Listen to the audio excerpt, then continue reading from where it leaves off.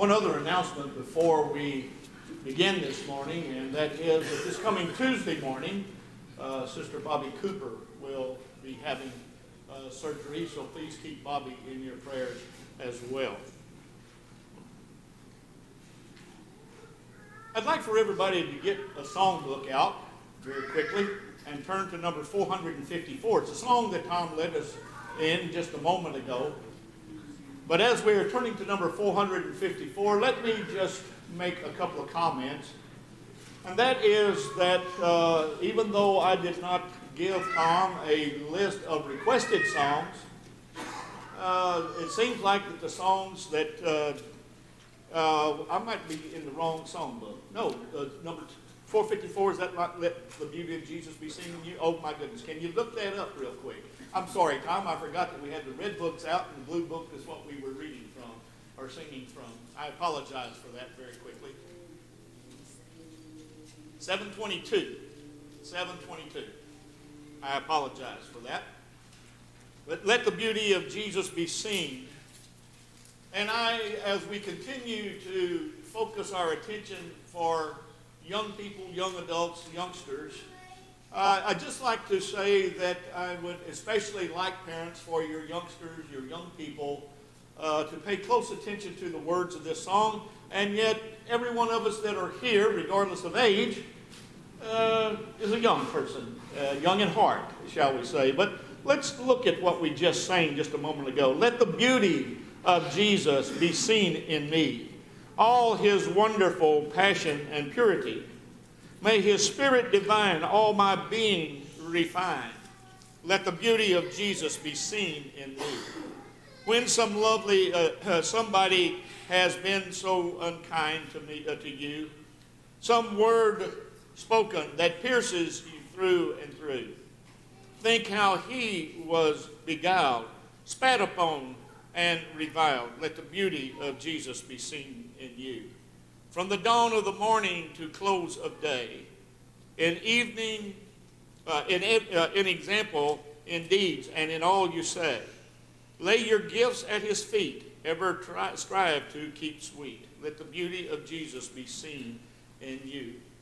I want us to, for just a moment, as I said, those words should be very important to each and every one of us here, regardless of age, because those words of that song that we sang are words that we should sing if we are singing in spirit and in truth.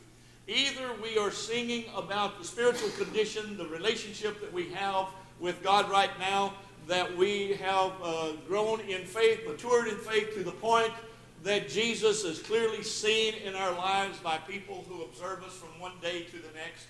Or maybe if we're not quite there, that even as a young person we can sing that song as if it's a prayer. This is my prayer. Let Jesus be seen in me. In everything that I say, do, everything that my life is about, let Jesus be reflected in my daily life. And I think parents especially, that it's really, really important for parents to start stressing this very early in your children's life. That needs to be something that they are aware of, something that they're reminded of, and we'll amplify on this as we go through the lesson. But I think that we sometimes overlook just how much of the Bible is written concerning children. Just in your own mind, think about this. How many times does the word child or children appear in God's Word? And I think that it'll probably surprise you. Because in different forms it occurred 1,842 times. 1,842 times God addresses something about children. His children Israel, or our children as parents, or children in general, but 1,842 times. May I suggest to you that any time that God says that much about any subject, he's pretty serious about it. He's very serious about it. We read over in Joshua chapter 3 and verse 4. It's a very interesting passage of Scripture, actually verses 3 and 4. It's when Joshua stands before the people of Israel. They're getting ready to cross the Jordan River that God will part, and they're going to, it's going to stand up on one side. It's not like the parting of the Red Sea that there was water on both sides. He just stopped the water about a mile or so upriver from them. And they walked across on dry ground. And Joshua is standing before the people of Israel, and he is trying to encourage them. And he says, when you see the Ark of the Covenant of the Lord your God with the Levitical priests carrying it, then you shall set out from your place and go after it. However, there shall be between you and it a distance of 2,000 cubits by measure. That's basically 3,000 feet. Now, why would Joshua say, don't come any closer to the Levites that are carrying the Ark of the Covenant than 3,000 feet? And he answers that question. He says, do not come near it, that you may know the way by which you shall go, for you have not passed this way before. What I think Joshua was saying there is the Levites who are carrying the Ark of the Covenant are going to go before you, and they're going to show you the way. Now, don't get too close to them, because in carrying the Ark of the Covenant across the riverbed of the Jordan River and into the Promised Land, if they see something that would necessitate them going a little bit to the left or to the right, then what they're doing is they're showing you that you need to follow them, whichever way they go. And he tells them the reason why you need to do that is because you haven't passed this way before. You've never been in there. You don't know anything about that place over there, other than God says that it's a land flowing with milk and honey. And the two good spies, Joshua and Caleb, gave a very good report in regard to the bounty of that land that they were going into. But as far as them actually setting foot into that land, never been there before. Gene's dad had a favorite saying that he would say sometimes when they were traveling. He says, I've never been here before, but I don't remember it looking like this. Well, you know, if you've never been anywhere before, you don't recognize anything because you've never seen it before. Now, let's just take a look at that. There's a newborn infant that becomes a baby, and then becomes a toddler, and then a small child, and an adolescent, and then a teenager, and then a young adult. Guess what? Yeah, I guess I could have added down there an older adult, but that's getting too personal. But nonetheless, what do you find interesting about all 7 of those things? It doesn't make any difference what part of life that you are in at the time, what you're experiencing. You ain't never been there before. You've never been there before. And God wants us to know in His Word that there's a couple of periods of time there that are particularly precarious, and that is in those teenage years and in those young adult years. And there's a couple of reasons why that is true. First of all, you've never been there before. You don't really know what that's like by personal experience. And that's the reason why God, and we'll amplify on this as we go along, that's the reason why God says that children, you're to listen to your parents. You're to pay close attention to what they have to say. You're to honor and respect your parents. And one of the reasons is because, well, they've already been a teenager. And they know what teenage years are like. Oh, I know, and I talked about it in my Bible class this morning with the high school youngsters. It's been quite a number of years since I was their age, but you know what? I still remember them. I remember them very clearly. And as I told them, even though there's a lot of years between there and where I am right now, I still remember them, and not only that, they went by just that fast. They go by before you know it. And so God says, all of you, at whatever stage, whenever you come to a point to where you can pay attention to mom and dad, you need to do that. And the reason for that is because every one of those things is a matter of growth. Every one of those stages of life is something that you haven't experienced before, and it's a matter of growing and learning all about what it means to be at that part of your life. And every one of those things, you haven't been there before. So you need some help. Young people especially, listen to me. I know that it's just natural. Every individual in this auditorium, those who are already in more advanced years, may I say, we all experience the same thing. We all experience the same thing. All of us thought that we knew it all. All of us thought that we had a good handle on life. All of us thought, you know what, I can take care of myself. I don't necessarily need to listen to mom and dad because, after all, I'm an adult now, and I can think for myself. And, young people, everybody's in a hurry to be able to make decisions for themselves. The problem is, making decisions for yourself is not really all that easy. Not making good decisions. Not making decisions that's not going to cause you to look back and say, wow, did I make a mess of things? We read in God's Word, as was read just a moment ago, remember also your Creator in the days of your youth, before the evil days come and the years draw near, when you will say, I have no delight in them. The conclusion then, when all has been said, is fear God and keep His commandments, because this applies to every person. For God will bring every act to judgment, and everything which is hidden, whether it is good or evil. God, through the inspired writer Solomon, says, okay, you're to remember who? You remember God. He's your Creator. And you're to do that in the days of your youth. You need to be aware of the fact that God created you, that you are a part of God's creation, that you are an offspring, if you will, of God, and that He knows what is best. And He has given you your parents to help you know what is best. And then He says, as a matter of that, you're to fear God. And you're to do what God says, because you're going to have to give an account concerning that. This morning I want us to focus on this very point that Solomon makes. Remember now your Creator in the days of your youth, is the way one translation renders it. And he tells us why. Because the evil days come and the years draw near when you will say, I have no delight in them. And as I said just a moment ago, they're just a moment away. They're just a moment away. You might be 7, 8, 9, 10 years old. Trust me. Trust me. You're going to turn 65 before you know it.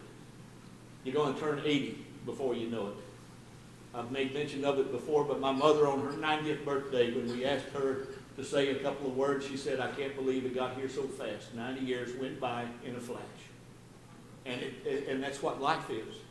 That is exactly what life is. And what God is saying here is that you've got to be careful, so that when you get to those latter years of your life, and remember from the scripture reading, when the days are that the peakers grow dim, that's your eyesight's failing you. I look out over the audience, there's a lot of people that's got glasses on. I know some of you wear contact lenses. Our eyes wear out, and some of them wear out a lot faster than others. But you know what? As you get older, your eyes are just going to get less and less where they work as well as they used to. Now, some people are blessed with good vision practically their whole lives. But God tells us that one of the things you need to be careful about is live your life in such a way that once you get to those advanced years, that you don't have to look back on your life and say, you know what, I wasted it. I made a mess of it. I've got so many things that I wish I hadn't done. Because it's no fun living with regrets. It's no fun looking back on your life and saying, you know what, I wish I'd have done this rather than that, and I wish I'd have done this, and I wish I hadn't done that. And I'm really ashamed that I did do that, and I'm really ashamed that I didn't do that. Regrets. Regrets is defined to feel sad, disappointed over something that has happened or been done, especially a loss or a missed opportunity. And synonyms is the remorseful, that is guilt-ridden, to be remorseful about something, have a conscience about, to blame oneself for, ashamed or apologetic. In other words, what the definition of regrets is need to live your life in such a way that you don't have a closet full of skeletons. And for you young people that might not be familiar with what that's all about, a closet full of skeletons is a closet full of regrets. A closet full of things that you don't really want anybody else to know about, hear about, even think about. Things that you have done that you are now ashamed of. Things that you have done in your past to where now you just hope and you pray that nobody finds out that I did that. Because if they do, you're going to be filled with shame. And not only that, but shame brings guilt. And guilt is that which keeps you from getting to sleep at night. Because you can't get rid of it. You think about it all the time. I did that. I actually did that. And as Mark mentioned when we were getting ready to observe the Lord's Supper from reading from Isaiah chapter 53, this regret, this guilt feeling should bring to our mind about how that Jesus was spat on, how that he was whipped, how that he was abused. And he did that because of that thing that I have a regret about. That which I'm guilty of, that which has brought me shame. Jesus, the very Son of God, had to give up his equality with the Father, come to this earth, live a life that is full of misery and sin and all kinds of difficulties. And yet he did that, living a life perfectly, going to the cross, and as was mentioned when we observed the Lord's Supper, took upon himself your sin and my sin. Those things that we are absolutely ashamed of and hope that nobody finds out about. But that's what regrets are. We're told in Ecclesiastes chapter 11, verses 9 and 10, "Rejoice, young man, during your childhood, and let your heart be pleasant during the days of your young manhood, and follow the impulses of your heart and the desires of your heart." Good, doesn't it? Like that what Solomon is saying, go ahead and live it up. Have a good time. Just go and do whatever your heart desires. But unfortunately, God through Solomon didn't stop right there. He said, "But yet know that God will bring you to judgment for all these things. So remove grief and anger from your heart and put away pain from your body, because childhood and the prime of life are fleeting." As you probably are aware of, I have become more and more a fan of looking at the literal meaning of various words. That word childhood right there, that's one of those 1,842 times that God refers to children, child, or childhood. You know what the literal Hebrew word means there? Vapor. Vapor. And we have been studying the book of James, and James tells us that life is like a vapor. And so what God is saying, go ahead and enjoy being a young person. May I just make that point? Young people, don't get in such a big hurry to become an adult. Don't get in such a big hurry to be able to say, you know what, I can eat as many cookies as I want to because I'm an adult and I'm my own person. I can eat chocolate all I want to. I did that and now I'm diabetic. There are things in this life that we can do, and we can do as much as we want to. But there's consequences many times, and many times those consequences are not good. They're not good. And I told my students in my class this morning to listen for this part. So here's the part, young people, that I told you to listen for. You know what young people really look forward to? Getting out and getting a job and making their own money. And yes, it was a long, long time ago when I got my very first job. And that was working for $1 an hour. Getting paid every 2 weeks. Getting a check that said $80, but when you looked at, after taxes taken out, for 2 weeks' work, it said something along the line of $68. But it was more money than I'd ever seen, and boy, was I excited that I had this money that was mine. It was mine. I can do with it what I want to. Well, guess what, young people? When you grow up and you get out on your own, and then you get married, and you have children, your children, you know what happens? You go to work, and you work 40, 50, 60 hours a week to make a paycheck, and you know what? You got kids. Dad, can I have some money? Dad, can I get some money so I can buy this and buy that and this, that, and the other? What you're going to find, young people, is you are never, never, ever at any point in your life able to do everything the way you want to, when you want to, and how you want to. It doesn't happen. And the thing about it is, becoming an adult brings awesome responsibilities. And I'm looking out over a number of young people in the congregation, and let me tell you something, young folk. You have what you have because mommy and daddy go to work, or somebody in the family goes to work, earns the money, and they have paid for every bit of that. Even though you didn't do an hour's work at all, some of you, but mom and dad are providing for you. Why are you in such a hurry to get to that point in life rather than enjoy your youth? Enjoy the fact that you are not responsible for a lot of these things that keep mom and dad awake at night, trying to figure out how in the world are we going to make ends meet? How am I going to give so-and-so? How am I going to make sure that there's money for my kids to go to college on? How am I going to make sure that they always have clothes on their back and food on the table, a house to keep them warm in the wintertime and cool in the summertime? That's all a part of becoming an adult. Responsibility. And it's something that young people usually don't give one moment's thought to. And it's a real shock when he gets there.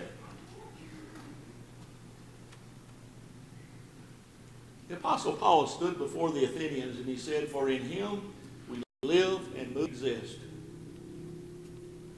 And I put that verse of scripture in there for one reason, young people, and that is to just simply bring to your attention that God is creator. And that we stand accountable before him. And that we are absolutely 100% utterly dependent upon God for our very lives. The air that you're breathing right now, it's God's air. It's not yours. It's God's air. And the fact that you are alive and sitting in these nice comfortable chairs this morning, you know how come you can do that? Because God said so. Because God said so. And that's the reason why God, through Solomon, reminded for young people to remember your Creator right now, today, in your youth.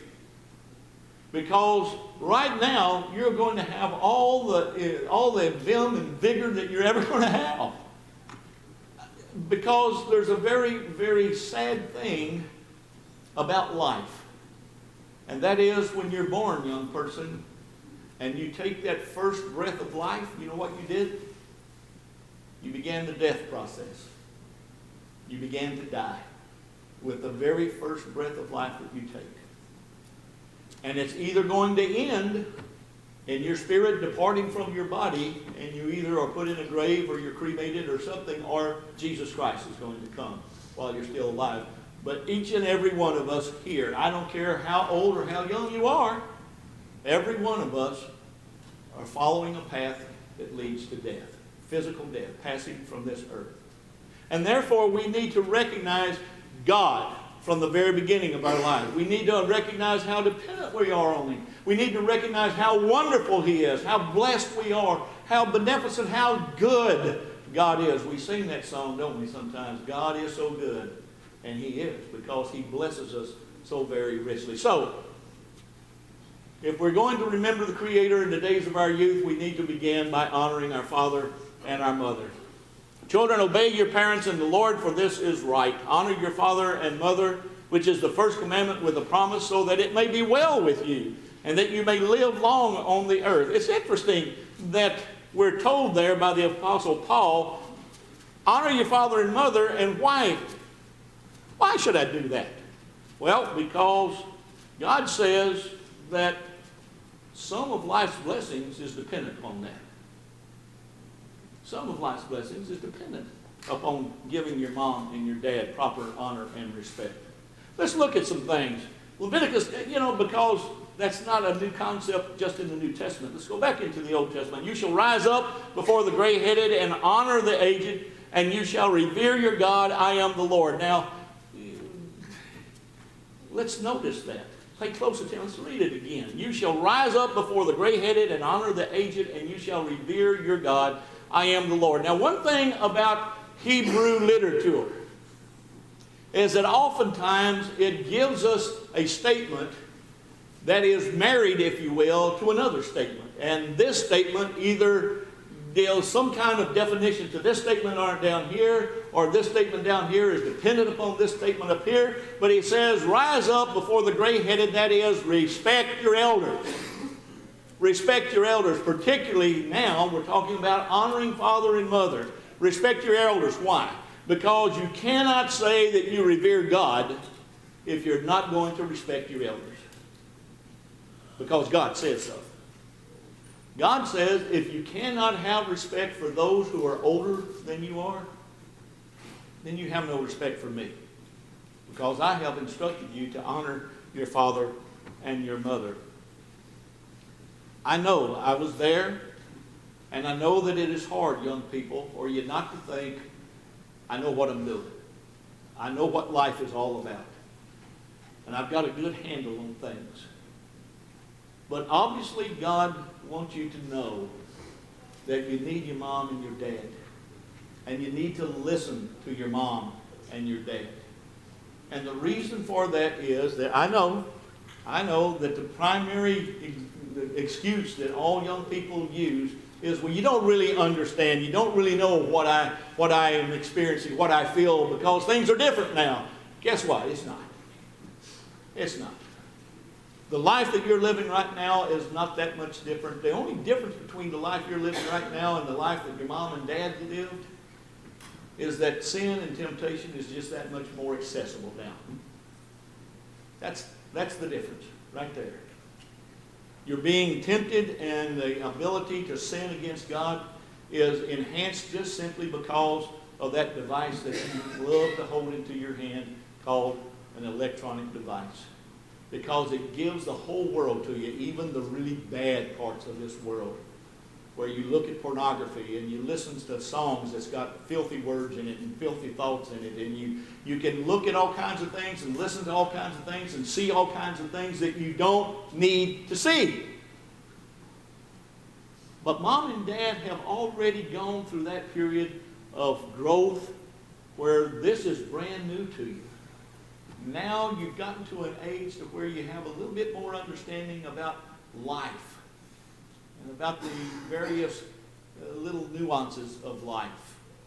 And particularly young people, about this part of life that has to do with sexuality. And you really need to listen to mom and dad, because it's so easy to make a mess out of your life. So easy to make a mess out of your life. Because even though it seems to be on the decline, teen pregnancy in the United States is absolutely at a horrible rate. And then you're faced with a decision, what am I going to do? And one of the things that you might think about is getting rid of that which is in your body, if you're a young lady, without giving consideration that that is a life given to you from God. You need to listen to God. You need to listen to your mom and your dad. And you need to respect what they have to say, whether you actually agree with it, even if you don't even understand it.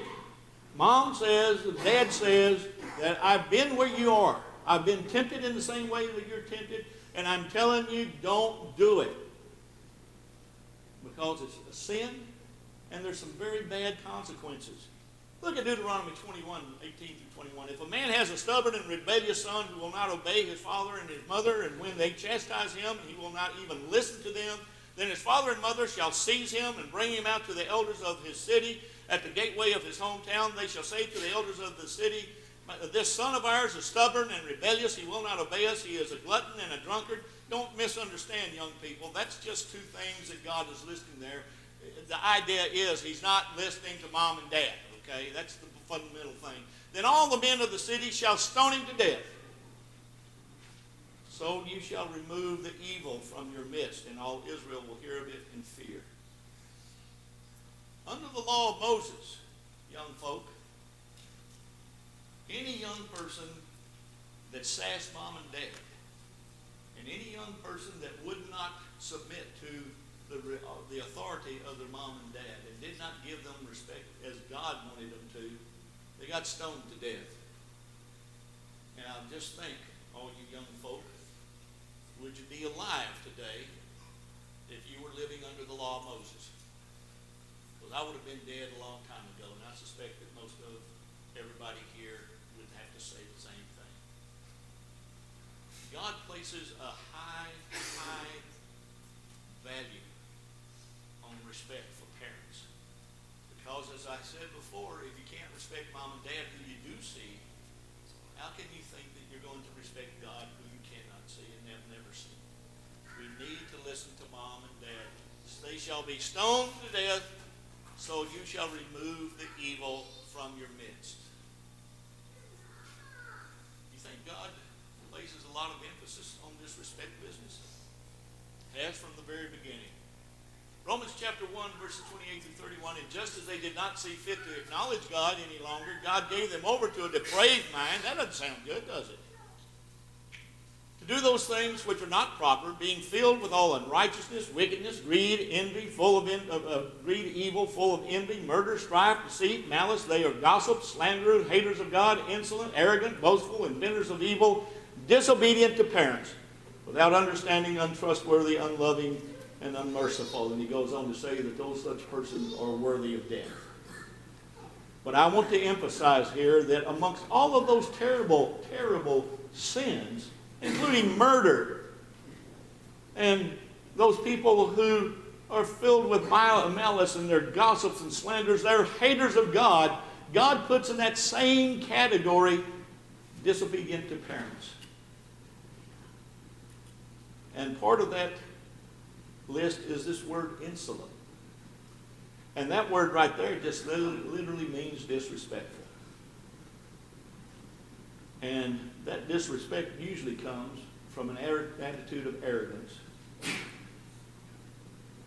God says, respect your parents. And that respect means that if you don't, there is a high price to pay to God. Maybe mom and dad doesn't do anything. Maybe mom and dad are not actually doing their job as they should as far as proper discipline for misbehavior. And you might even think that you're getting away with it. But remember, your Father in heaven sees everything, hears everything, knows everything. And God has reminded us there will be a day of accountability. And it's a day that each and every one of us adults, young people, whatever, we need to be aware that we will stand before Jesus Christ in the day of judgment and give an account. All of that because people do not see fit to acknowledge God in their life. It's pretty important, huh? Honor God by honoring and respecting your parents. These words, Deuteronomy chapter 6, we've already read this in another sermon, but look at this. I want to show you something very interesting. These words which I am commanding you today shall be on your heart. You shall teach them diligently to your sons, and shall talk of them when you sit in your house, and when you walk by the way, and when you lie down, and when you rise up. You shall bind them as a sign on your hand, and they shall be as frontals on your forehead. You shall write them on the doorposts of your house and on your gates. And when I read this before, it was in connection to your parents' responsibility to God to teach you every opportunity that they can find, teach you about God and respecting and loving Him. But look at this. My son, observe the commandment of your father, and do not forsake the teaching of your mother. Bind them continually on your heart. Tie them around your neck. When you walk about, when they guide you, when you sleep, when they will watch over you, and when you awake, they will talk to you. For the commandment is a lamp, and the teaching is light, and reproofs for discipline are the way of life. Sounded awful familiar to Deuteronomy chapter 6, verses 6 through 9, doesn't it? Yeah, because Deuteronomy 6 is about the parental responsibilities. This passage here, young people, is your responsibility. When they're talking to you, when you're in the way, when you lay down, when you get up, whenever they're trying to talk to you about God and what is right, you need to listen. And you know why?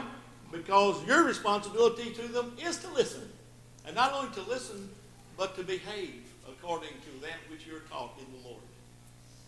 It is an incredible responsibility. So, all you young folk, because all the adults that are in here at one point in their life, decided what they wanted to do with their life.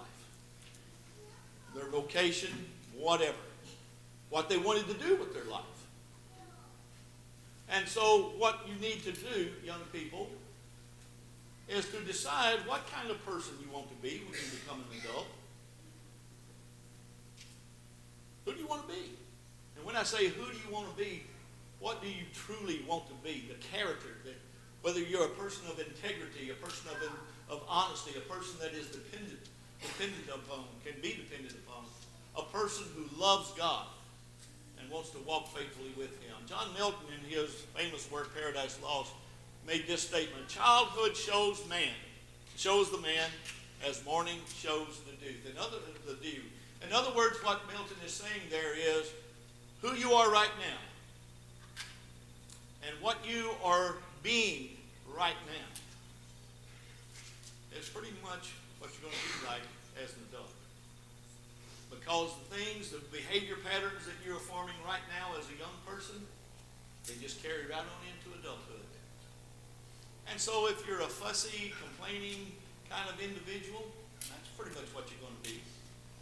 If you're a person that is happy and grateful and thankful to God because of all the ways that you're blessed, then that's pretty much the way you're going to be. So right now, young people, what do you want to be when you get to be mom and daddy's age? Because you need to be working on that right now. And parents, you need to help them be working on that right now. I found this, and I don't know if it shows up, probably not enough to where you can read it, but this is a tombstone of a young lady. She was just in her, not even a teenager yet, that was killed in a car accident. So what they said on that tombstone, this is in a cemetery downstate Indiana, a child of whom her playmate said it was easy to be good when she was with us. That's about as good as it gets. Because what that tombstone says, even as a very young person, this young lady decided to do what was right and what was good. And her friends and her playmates who were in her presence, they found it easy to be good too, because she was good. They found it easy to behave in a proper fashion because their really good friend behaved that way. And I implore all of you young people to make that your goal as well, because you know what? That really is just saying she listened to what God had to say. She listened to what God had to say and conducted her life in that way. This morning, one of the most important things that anybody can possibly do is to make the decision, I'm going to follow Jesus. I'm going to follow in the footsteps of Jesus. I'm going to obey Jesus. I'm going to make Him Lord and Master of my life. I'm going to live the way God says He wants me to live. And even when that calls upon me to suffer in some way or another, I'm still going to live the way God wants me to live, because that's the right way. And that's the only way that leads to heaven. Which means that if there's someone here and you're accountable before God and you have not obeyed the gospel yet, you need to do that. You need to do that today. Because today is the day of salvation, and because there will not be a more convenient time. There's never a more convenient time. Felix found that out 2,000 years ago. The opportunity is yours right now. And if you need to obey Jesus Christ, become a child of God, come in your faith, confessing Him as the Son of God in repentance of your sins, be buried with Him in baptism, and have your sins washed away. If you have not been living a life as you should, and you need help, you need encouragement, you need somebody to be praying for you and praying with you, and maybe you just need a confidant that you can go and talk to when you realize that you're just not living like you should, let us know. The song of invitation has been selected, and it's for your encouragement. And we pray, while we sing this song, that we can encourage you to obey Jesus Christ right now while we stand and sing.